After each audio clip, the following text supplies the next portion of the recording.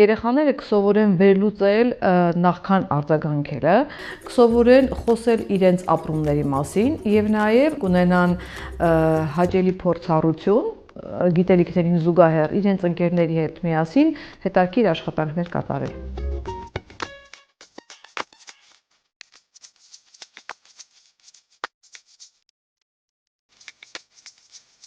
Այն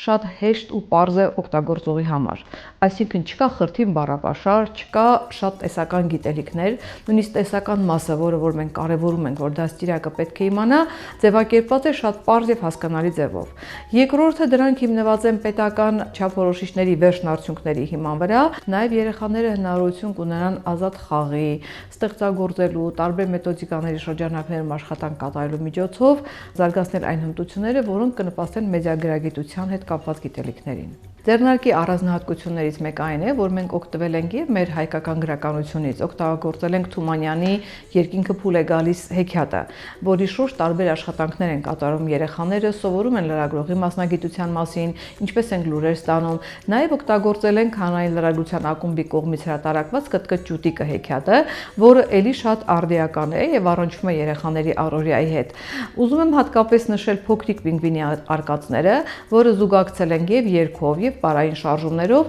այսինքն դրանք ինֆորմացիայի ընկալման հնարավոր միջոցներ են, որով երեխան սովորում է, այսինքն ներառել ենք եւ տարբեր մեթոդիկաների շուրջ բազմաթիվ աշխատանքներ եւ նաեւ տարբեր նյութեր ենք ներկայացրել։ Դաստիարակին մնում է ուղղակի ծանոթանալ ձեռնարկի կառուցվածքի հետ, եթե անհրաժեշտություն կա հարմարեցնել իր խմբի երեխաների կարիքներին եւ օգտագործել ձեռնարկը։